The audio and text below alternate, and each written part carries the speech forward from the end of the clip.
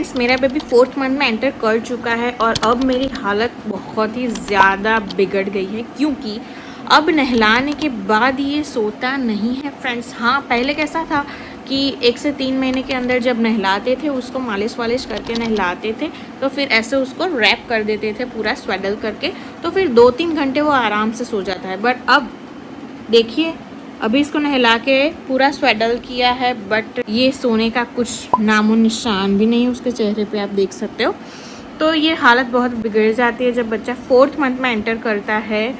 साथ में ये बता दूँ, इसको ना एंजाइटी हिट करती है, इसको मैं अकेले छोड़ूँ ना तुरंत रोना स्टार्ट कर देता है। मतलब जहाँ भी जाऊँ, ये मेरी पूंछ बन चुका है, अभी मेरे को इसको लेके ही जाना पड़ता है। इवन मैं ठीक से खाना भी नहीं खा सकती, मैं नहाने जाऊँ तब भी ये रोने लगता है। इसको चाहिए कि हमेशा बस मम्मा मेरे पास ही रहे।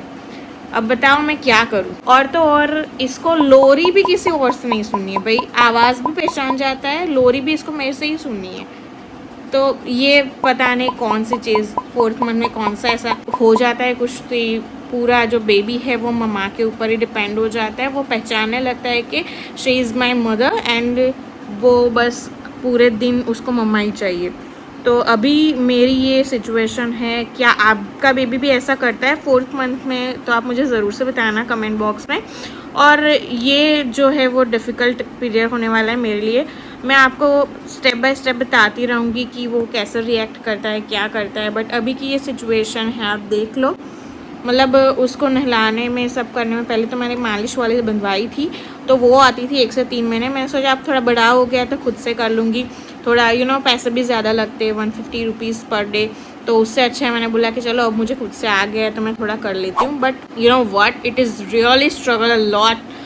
और अब नहलाने के बाद वो सोता नहीं है। मैं महिला सब मालिश वालिश करके मैं थक जाती हूँ, फिर मैं सोचती हूँ कि वो सो जाएगा फिर मैं सो जाऊँगी, बट ऐसा पॉसिबल ही नहीं होता है और जब मेरा खाना बनाने का या कुछ करने का टाइम होता है तब वो सो जाता है।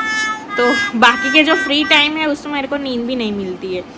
और अब रात को भी वो उठ के खेलने लगता है, मतलब नींद उसकी ऑलमोस्ट बहुत कम हो गई है पहले से। अभी भी आप देखो वो कैसे मतलब घूर रहा है, मतलब मेरे को उसको ऐसे गोदी में ही रखना पड़ता है पूरे दिन। मतलब मैं नीचे रखना चाहती हूँ उसको, सब मेरे को बोल रहे हैं कि गोदी में मत रखो ज़्यादा, उसको आदत पड़ जाएगी, आदत बिगड़ जाएगी। बट ये मेरा बच्चा है कि वो अब मैं क्या करूँ, इसको रोता है तो नहीं देख सकती ना, तो इसके लिए मैं उसको अभी तो ज़्यादा हो सके उतना कंफर्ट देने की ट्राई कर रही हूँ, क्योंकि वो भी, उसके लिए भी ये दुनिया नई है। वो मेरे साथ ही कंफर्टेबल फील करता है क्योंकि 9 महीने मेरे पेट में रहा है और उसके बाद भी उसको मैं ही दूध पिला रही हूँ। इसका मतलब एक कंफर्ट जोन अभी तो मैं ही हूँ। हाँ, इसके पापा के साथ वो थोड़ा बहुत खेल लेता है बट उसको मम्मा तो एट द एंड चाहिए ही चाहिए। और अगर उसको अकेला छोड़ दूँ तो वो 15-20 मिनट में खुद से ज़ोर ज़ोर से रोने लगता है, तो ये बहुत डिफ़िकल्ट हो जाता है। हाँ, बाकी और कोई दिक्कत नहीं है, अभी वो सही से ब्रेस्ट फीडिंग भी ले रहा है, ग्रोथ भी अच्छा है, उसका वेट सब अच्छा है। बट अभी ये सिचुएशन है। क्या आप भी मेरी तरह एक ब्रेस्ट फीडिंग मदर हो? और ब्रेस्ट फीडिंग मदर की जो सिचुएशन है वो मैं अच्छे से समझ पा रही हूँ। क्या आप भी मेरी तरह ये प्रॉब्लम्स फेस कर रहे हो? तो प्लीज़ कमेंट में बताना। हम एक दूसरे के साथ अपना दुख बांट के थोड़ा शेयर करके थोड़ा कम हो जाए तो फीलिंग्स, थोड़ी लगता है कि भाई चलो मैं अकेली नहीं हूँ, मेरे जैसा और भी कोई है जो इस सिचुएशन में है अभी। आई होप आपको मेरे और भी शॉर्ट्स, मैंने इसके बहुत सारे क्यूट मोमेंट्स, अब ना ये बहुत क्यूट स्माइल देता है। हाँ, और रिस्पॉन्स भी करता है। मैं इससे बात करूँ तो ओ ए ऐसा कुछ बोलता है ना बच्चा। ओ मेरे बच्चा, और बहुत क्यूट स्माइल करता है, देखो अभी ये बेबी स्माइल प्लीज। और जैसा मैं किसी करूँ ना तो वो भी रिस्पॉन्स, तो ये सब चीज़ें देख के मुझे बहुत मज़ा आता है। Just love this. देखो अभी भी he is trying to speak actually या, और वो जब मेरे मतलब ऐसा मेरे लिप्स के जो मूवमेंट हैं वो देखता है, वो कॉपी भी करने की कोशिश करता है। तो ये सब चीज़ें कुछ नहीं है जो कि एड ऑन हुई है। तो यार मज़ा भी आ रहा है और हाँ थोड़ी दिक्कत तो हो ही रही है, बट बच्चा पैदा किया है तो थोड़ा प्रॉब्लम तो झेलना ही पड़ेगा। देखते हैं अब क्या होता है आगे आगे, क्या क्या रहता है, इसके सब अपडेट मैं आपको दूंगी। और मेरे शॉर्ट्स भी चेक कीजिएगा, इसके बहुत क्यूट मोमेंट्स हैं छोटी छोटी, वो मैंने क्लिक की है।